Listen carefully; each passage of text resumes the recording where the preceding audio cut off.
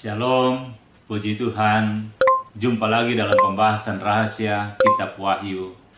Pada kesempatan ini saya akan membahas rahasia 7 sidang, khususnya sidang Laodikia. Laodikia mempunyai arti rohani demokrasi. Berarti jemaat Laodikia ini memiliki sifat toleransi yang tinggi, khususnya antara perkara rohani dengan duniawi. Laodikia adalah suatu kota di provinsi wilayah Asia, letaknya di bagian barat negara Turki yang sekarang. Letaknya yang sangat strategis sehingga menjadi pusat perdagangan yang sangat makmur, terutama zaman pemerintahan Romawi. Laodikia juga terkenal sebagai pusat ilmu kesehatan mata. Yesus memperkenalkan dirinya pada sidang Laodikia, terutama pada gembala sidang jemaat sebagai 1.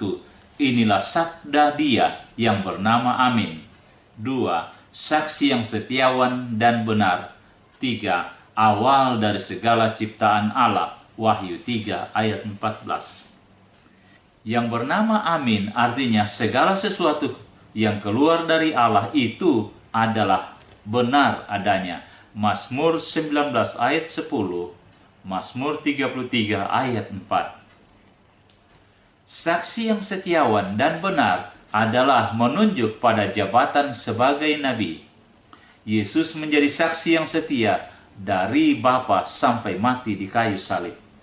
Bahkan Tuhan Yesus bersaksi tentang segala sesuatu yang belum terjadi, berarti apa yang belum terjadi Tuhan sudah mengetahuinya. Markus 10 ayat 32. Awal dari segala kejadian Allah berarti bahwa Tuhan Yesuslah yang mula-mula dari segala sesuatu. Gambaran keadaan iman jemaat di Laodikia adalah suam-suam. Suam-suam artinya suatu waktu roh bekerja sehingga keadaan ibadah panas, dan suatu waktu dingin, sejuk karena roh daging bekerja. Wahyu 3 ayat 15. Waktu sidang masih kecil, bersungguh-sungguh dan roh bekerja aktif.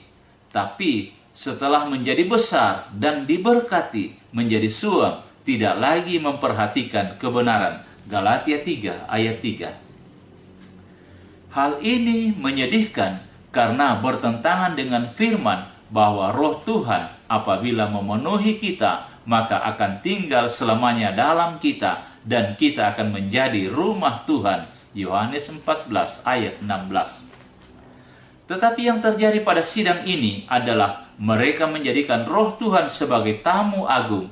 Roh Tuhan seharusnya memiliki kita selamanya. Berarti roh Tuhan menjadi raja dalam kehidupan kita, bukan sebagai tamu.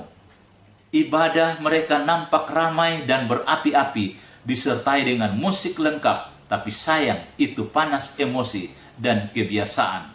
Mazmur 42 ayat 2, Mazmur 150 ayat 3-5. Tuhan tidak berkenan kepada ibadah demikian karena suam. Kebaktian mereka suam karena mengharapkan kekayaan mereka, dan kekayaan jasmani inilah yang mengakibatkan mereka jadi sombong. Akibatnya roh Tuhan tidak bekerja aktif lagi. Tidak panas oleh roh Tuhan akan dimuntahkan. Wahyu 3 ayat 16. Dimuntahkan karena tidak berkenan, menajiskan. Matius 15 ayat 11. Ini adalah tipe 5 perempuan yang bodoh, karena itu bertobat dan kembali pada cinta mula-mula. Perbandingan gereja adalah sebagai berikut. 1. Gereja yang panas oleh Roh Kudus adalah gereja pengantin, gereja yang penuh karunia dan buah-buah Roh Kudus, gereja tipe 5 perempuan bijaksana. 2. Sedangkan gereja yang suam adalah gereja tipe 5 perempuan bodoh, gereja yang tidak berbuah-buah Roh Kudus.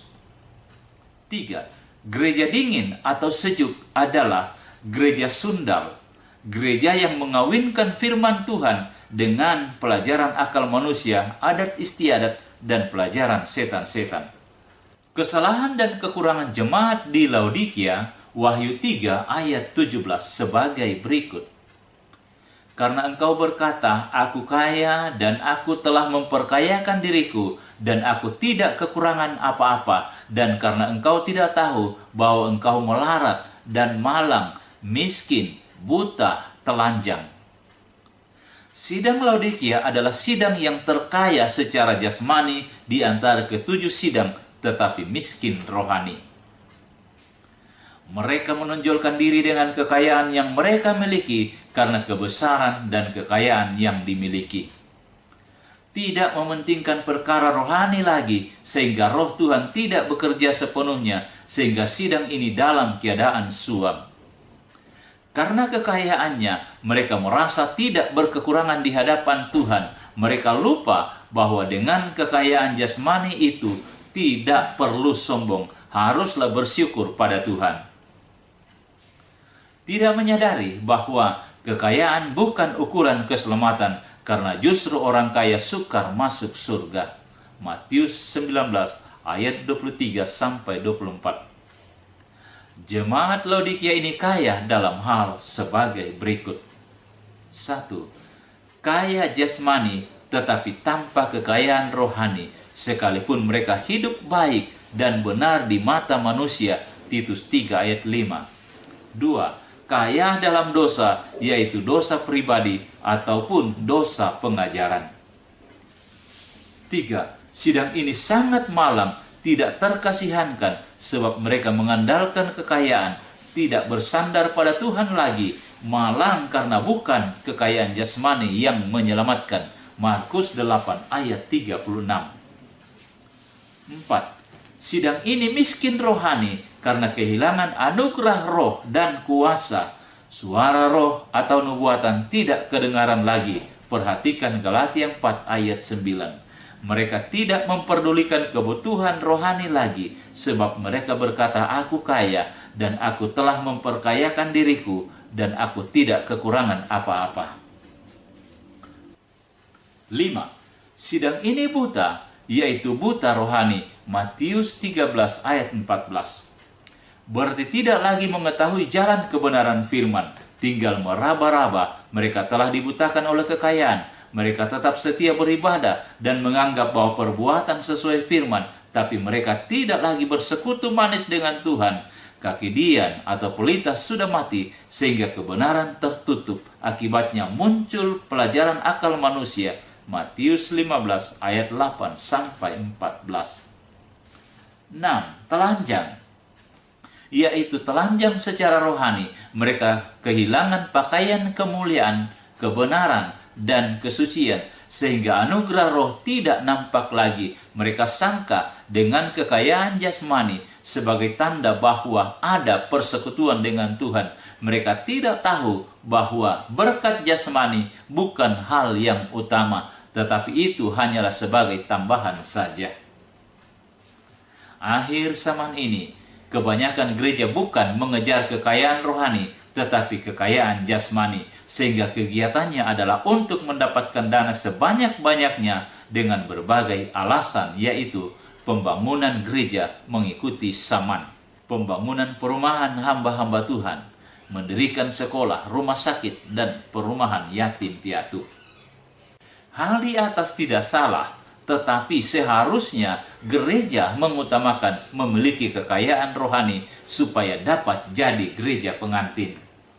Seharusnya yang diutamakan pengadaan dananya adalah dana untuk penginjilan. Teguran kepada jemaat Laodikia, Wahyu 3 ayat 18-19 sebagai berikut.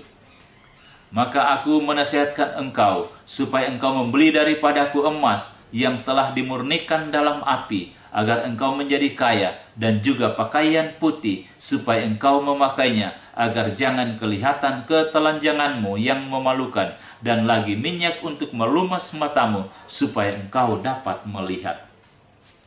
Barang siapa kukasihi, ia kutegur dan kuhajar. Sebab itu, relakanlah hatimu dan bertobatlah. Dinasehatkan agar hendaklah membeli pada Tuhan berupa 1. Emas yang sudah teruji dengan api supaya menjadi kaya. Berbicara kelimpahan iman yang teruji dari api pencobaan. 2. Emas menunjukkan pada firman yang teruji kebenarannya yang lebih indah daripada emas. 3. Supaya membeli pakaian putih pada Tuhan, supaya jangan kelihatan ketelanjangan. Pakaian putih adalah pakaian kesucian dan kebenaran. Efesus 5 ayat 27, yaitu pakaian pengantin. Wahyu 19 ayat 7 sampai 9. 4. Supaya membeli minyak pelumas mata, supaya dapat melihat. Minyak pelumas mata untuk menambah kecantikan, karena mata adalah pelita tubuh. Matius 6 ayat 22. 5. Minyak pelumas mata rohani adalah menemplak mata rohani dengan firman agar gereja menjadi cantik rohani. Hal ini hanya dapat dilakukan oleh Roh melalui karunia Roh berupa nubuatan. Jemaat ini tidak lagi menghargai suara Roh dan meniadakan suara Roh, sehingga mata rohani mereka tertutup sehingga tidak dapat mengetahui perkara-perkara yang sedang terjadi. Tanda gereja yang memadamkan roh adalah gereja yang tidak bernapas lagi, beribadah dengan kegirangan, tapi roh tidak bekerja. Perhatikan Amos 5 ayat 4-5. Akhirnya mata rohani tertutup, tinggal tulang kering. Yehezkiel 37. Ini disebabkan oleh pelajaran firman yang tidak berdasarkan Roh Kudus. Jemaat ini dikasihi Tuhan sehingga ditegur supaya bertobat dari pelajaran akal-akal manusia, karena Tuhan tidak menghendaki ada yang binasa. 1 Petrus 3 ayat 9. Nasihat dan janji, Wahyu 3 ayat 20-21. Dinasihatkan agar buka pintu hati dan menerima Yesus. Tuhan mengetuk pintu hati melalui suara Roh berupa nubuatan. Yang membuka pintu hati, Yesus akan masuk dan makan dengan dia, bahwa rahasia kabar pengantin, yaitu firman yang murni, akan terbuka dan dinikmati. Yang menang, yaitu yang membuka hati dan bertobat, akan memerintah bersama dengan Tuhan Yesus pada kerajaan 1000 tahun masa damai. Dalam Yerusalem baru, mereka tidak memerintah lagi, tapi jadi dayang-dayang. Tapi kalau sebelum kegerakan besar sudah bertobat, akan memerintah selamanya dan jadi gereja pengantin. Peringatan, Wahyu 3 ayat 22. Hendaklah mendengar apa kata Roh, dan jangan dianggap rendah perkataan Roh Tuhan. 1 Tesalonika 5 ayat 19-21. Jadi, hendaklah memperhatikan dan mentaati nasihat dan teguran-teguran Tuhan, baik melalui firman Tuhan maupun suara Roh Tuhan. Gereja tipe Laodikia, gereja yang mempunyai persamaan dengan jemaat Laodikia adalah: 1. Gereja halaman, yaitu yang belum lahir baru dari Roh. 2. Gereja yang sudah lahir baru dari air dan Roh, tapi tidak dewasa dalam iman. Puji Tuhan, Shalom, Tuhan memberkati.